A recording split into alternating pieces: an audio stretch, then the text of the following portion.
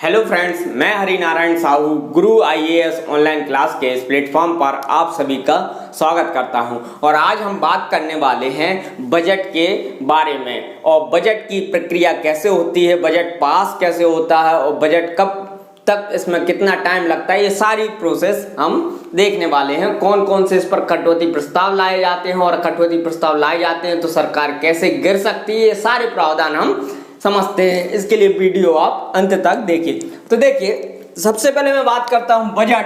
तो बजट शब्द का उल्लेख संविधान में कहीं नहीं है। मैं फिर से बोल रहा हूं, बजट शब्द का उल्लेख संविधान में कहीं नहीं है।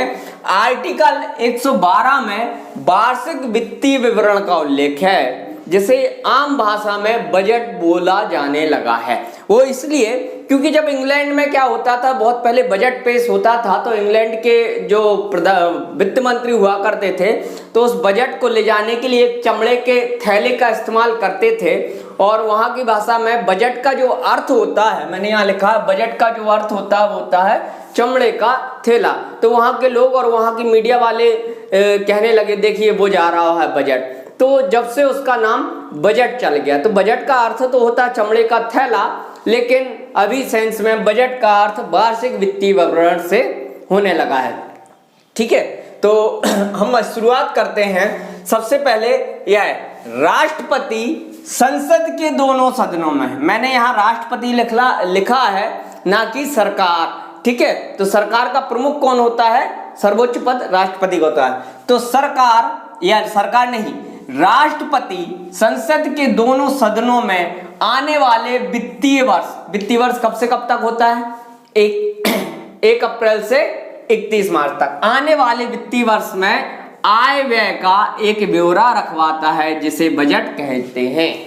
ठीक है, तो एक क्वेश्चन आपसे अगर बनेगा तो संसद में या सदन में कौन बजट पेश करवाता है, तो उसका आंसर है राष्ट्रपति। और उसके बाद बात करते हैं, बजट दो प्रकार का होता है। एक तो वोटेबल बजट, एक non votable budget. Votable budget मतलब जिस पर मतदान होता है, और नॉन वोटेबल जिस पर मतदान नहीं होता। समझिए कैसे, कौन सा वोटेबल होगा, कौन सा नॉन वोटेबल होगा। देखिए, सरकार के पास दो प्रकार की में वह पैसा खर्च करता है। एक मद वह होती है जो उसे देना ही है, जो उसकी लायबिलिटीज है। जैसे अगर उसने कोई लोन लिया है, कोई कर्ज लिया है, तो उसका ब्याज उसे देना ही देना है, वो तो बंद कर नहीं सकते। जो उसके कर्मचारी हैं उनको सैलरी देना ही देना है। तो इसमें कोई कटौती कर सकता है क्या? नहीं कर सकता है। इसमें कम ज्यादा हो सकता है क्या बजट? नहीं हो सकता है, ये तो फिक्स है। तो इस तरह के व्यय पर मतदान नहीं होता है और उसे नॉन वोटेबल बजट कहा जाता है। और वह भारत की संचित निधि पर भारत होता है। कंसोलिडेटेड फंड जो है हमारा इंडिया का, उस पर भारत होता है, क्योंकि उसमें ऊपर नीचे नहीं होगा। दूसरा सरकार कहाँ पे खर्च करती है? दूसरा सरकार कई प्रोजेक्ट्स में और योजनाओं में खर्च करती है, जैसे सड़क निर्माण कराना, बांध निर्माण कराना, बहुत सारी योजना जैसे मनरेगा है, इन सब में बजट देती है।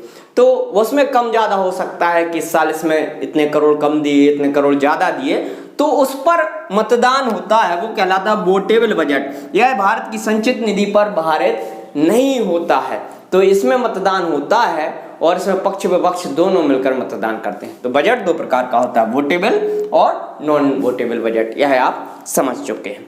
अब मैं बात करता हूं, बजट को 1921 से 1917 तक दो भागों में बटा हुआ था और दो भागों में पेश हुआ करता था। और किस किस में? एक होता था रेल बजट और एक होता था आम बजट। आप सभी लोग जानते होंगे 2017 तक यह दो, एक रेल बजट, पहले आम बजट पेश होता था, पहले रेल बजट पेश होता था, फिर 2 दिन बाद उसके लगभग आम बजट पेश होता था। लेकिन अब एक ही बजट पेश होने लगा। जब ये 1926 में यह प्रक्रिया शुरू हुई थी, तो यह हुई थी 1921 में एकवर्थ कमेटी की सिफारिश पर इसको अलग अलग किया गया था। 1926 में कब किया गया था? 1926 में एकवर्थ कमेटी ने सिफारिश की थी, 1921 में की थी, और उसका क्रियान्वयन हुआ था 1926 में। तो किस कमेटी की सिफारिश पर किया गया था? एकवर्थ कमेटी की सिफारिश पर किया गया था। वापस यह एक हो गया है। तो यह तो हो गई बजट के बारे में नॉर्मल जानकारी। अब बजट की प्रक्रिया जब सदन में जाके किस प्रकार से पास होता है वो हम देखते हैं, आप इतना नोट डाउन कर लीजिए। अब हम देखते हैं बजट के पारित होने की प्रक्रिया। तो सबसे पहले आप लोगों ने देखा ही होगा कि भारत के जो वित्त मंत्री हैं वो फरवरी माह में बजट पेश करते हैं। और कहाँ, इसे लोकसभा में सबसे पहले बजट को पेश करते हैं और उसके तुरंत बाद राज्यसभा में भी उसे पेश कर दिया जाता है। बजट भाषण आप सब लोग ने देखा होगा, वर्तमान में 1 या 2 तारीख को पेश होता है बजट हमारे यहाँ, पहले करीब फरवरी लास्ट में होता था। तो अब हम बात करते हैं कि फिर उसके बाद बजट पर बहस शुरू होती है। और ये बजट पर बहस कब शुरू होती,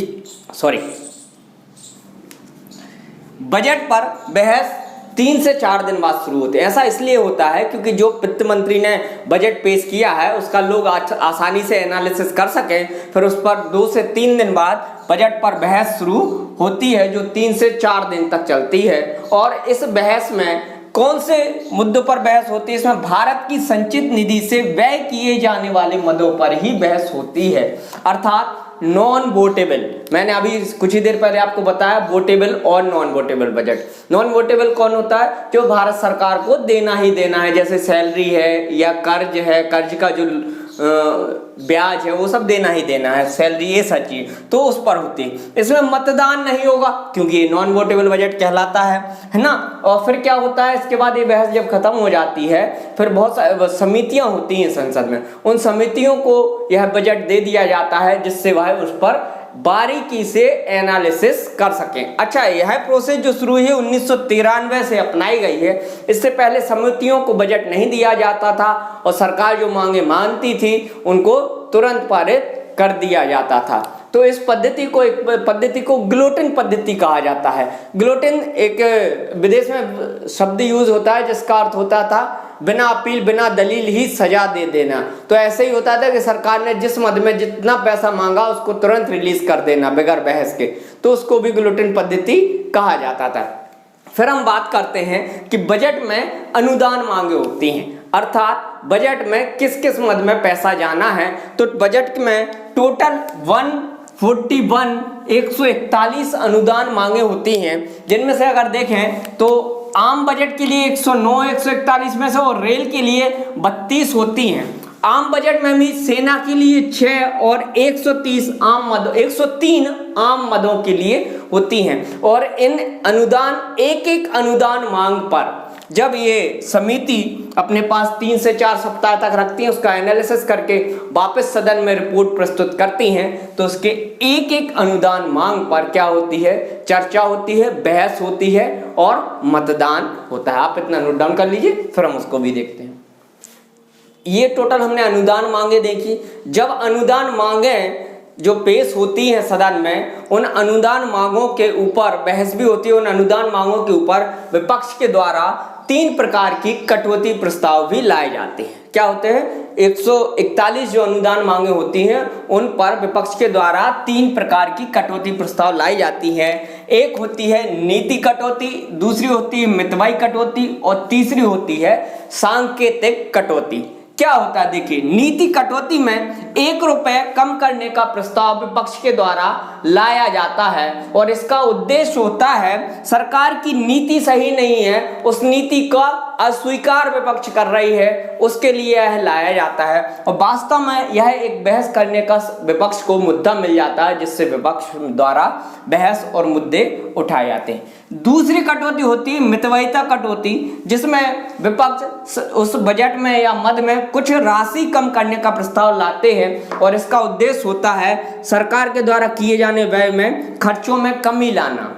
मितव्ययिता सरकार के खर्चों में कमी लाने का उद्देश्य होता है, उसके लिए यह प्रस्ताव विपक्ष के द्वारा लाया जाता है। तीसरी होती है सांकेतिक कटौती, जिसमें 100 रुपए कम करने के लिए कहते हैं और इसका उद्देश्य होता है सरकार को उसके दायित्वों को याद दिलाना। अब इस सबसे इंपॉर्टेंट यह है कि इन तीनों कटौती प्रस्ताव में से अगर एक भी कटौती प्रस्ताव किसी भी मद में किसी भी एक अनुदान मांग में यदि पारित हो जाता है, पास हो जाता है, तो सरकार को इस्तीफा देना पड़ता है। तो सरकार को इस्तीफा देना पड़ता है, अर्थात सरकार गिर जाएगी इस कंडीशन में। लेकिन ऐसा होता नहीं है, यह प्रस्ताव पास होते नहीं है, क्योंकि सरकार क्या होती है, बहुमत सरकार के पास होता है और ये प्रस्ताव पारित नहीं हो पाते हैं। और यह प्रस्ताव क्या होता है, वास्तव में सरकार के लिए अनुदान मांगों पर बहस करने और सरकार का एक प्रकार से परीक्षण भी इन पर हो जाता है।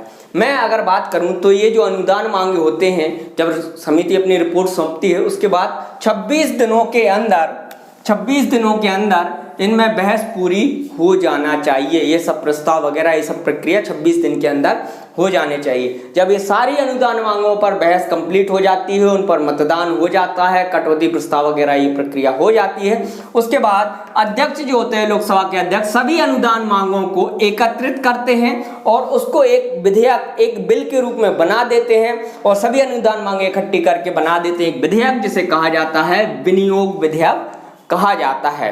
और इस विनियोग विधेयक जब तक पूरा का पूरा पारित नहीं होता, सरकार भारत की संचित निधि से पैसा नहीं निकाल सकती है। फिर इसके पारित हुए बिना सरकार संचित निधि से पैसा नहीं निकाल सकती है। और जब विनियोग विधेयक लोकसभा में पास हो जाता है, इकट्ठा एक विधेयक पेश करवाते हैं और वह लोकसभा में वोटिंग होती है और इकट्ठा का इकट्ठा पास हो जाता है, उसके बाद लोकसभा के जो अध्यक्ष होते हैं उसे एज अ धन विधेयक के रूप में क्या कर देते हैं, प्रमाणित कर देते हैं। और यह जो बजट होता है एक धन विधेयक बन जाता है। तो धन विधेयक मैंने पहले ही बताया है, धन विधेयक में क्या होता है, यह इसके बाद फिर यह राज्यसभा में भेज दिया जाता है। लेकिन जब धन विधेयक होता है तो राज्यसभा में जाता तो है, लेकिन उसे 14 दिन के अंदर उसे अनिवार्य रूप से पास करना होता है, नहीं अन्यथा वह स्वयं ही पास मान लिया जाता है। हाँ, ये जरूर सुझाव दे सकते उस पर कुछ, लेकिन सुझाव माने या ना माने वह लोकसभा के ऊपर होता है। तो राज्यसभा में भी यह पास हो जाता है। फिर इसके बाद जो राष्ट्रपति के पास जाता है और राष्ट्रपति इस पर औपचारिक रूप से हस्ताक्षर कर देते। मैंने औपचारिक इसलिए कहा क्योंकि राष्ट्रपति ही इस पर इन्हें इस बजट को सदन में रखवाते हैं, तो राष्ट्रपति को अनिवार्य रूप से इस पर हस्ताक्षर करने होते हैं। यह हो गई बजट पास होने की पूरी संपूर्ण प्रक्रिया। अब इसमें कुछ और टर्म्स हैं, उसको समझ लेते हैं, आप इतना नोट डाउन कर लीजिए। कुछ शब्दावली हैं जिसे हमें समझना जरूरी है बजट के साथ साथ, जैसे धन की अग्रिम स्वीकृति। क्या होता है, जब बजट पास होता है तो बजट पास होने की प्रक्रिया कुछ लंबी होती है, यह अप्रैल के अंत तक खिंच जाती है कभी कभी।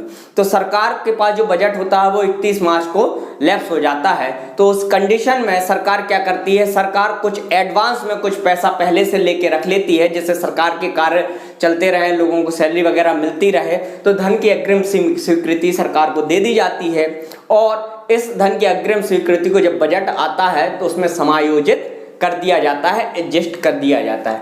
फिर होता है एक अनुपूरक बजट, सप्लीमेंट्री बजट। देखिए क्या होता है, जो ये बजट पेश होता है वह एक अनुमानित लागत होती है। किसी भी, जैसे कोई ब्रिज बनना है, कोई प्रोजेक्ट, उसकी अनुमानित लागत होती है। कभी महंगाई बढ़ गई तो कभी कभी बजट का जो आंकड़ा होता है वो है और पैसा चाहिए पड़ता है किसी योजना में। तो सरकार उस कंडीशन में क्या करते हैं, अनुपूरक या सप्लीमेंट्री बजट बीच में लेकर आते हैं और बस बजट के माध्यम से उन्हें फिर और अतिरिक्त पैसा दिया जाता है। एक और यह होता है प्रत्यानुदान, इसे ब्लैंक चेक के नाम से भी जाना जाता है।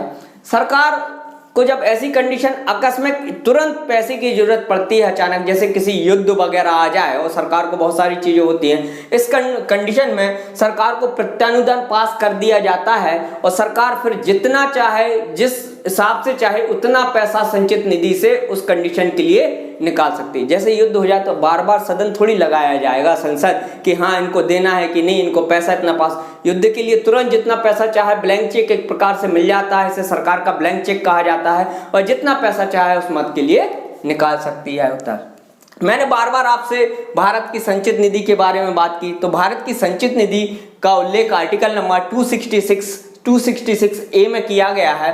भारत की संचित निधि क्या होती है, जितने भी प्रकार की भारत सरकार को राजस्व की प्राप्ति होती है, चाहे वो टैक्स के द्वारा हो, चाहे वो इनकम टैक्स के द्वारा हो, चाहे अन्य राजस्व या किसी ऋण के या लोन के ब्याज के माध्यम से हो, तो सारी की सारी जो पैसा जमा होता है भारत की संचित निधि के में होता है और ये आर्टिकल 266A में दिया है।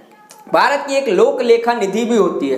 यह लोक लेखा निधि ऐसी होती है जो पैसा होता तो जनता का लेकिन सरकार के पास होता है। अब ऐसा कौन सा पैसा होता है, जैसे प्रोविडेंट फंड, पीएफ का पैसा, है ना, पेंशन का, ये सारी चीजें क्या होती है, लोक निधि कहलाती है। ये भी इसका उल्लेख 266 बी में दिया गया। एक और होती है भारत की आकस्मिक निधि, जिसका उल्लेख आर्टिकल नंबर 267 में किया गया। सरकार को कई वक्त ऐसी मुसीबतें आती हैं अपने देश में, जैसे बाढ़ आ गया, भूकंप आ गया, कुछ प्रकार की ऐसी घटनाएं होती है, जब आकस्मिक पैसा की जरूरत होती है तो एक निधि बनाई गई जिससे सरकार तुरंत पैसा निकाल सकती है, उसको बाद में एडजस्ट किया जाता है संसद में। अगर यह वीडियो आपको पसंद आए तो इसे लाइक और शेयर जरूर करें। धन्यवाद।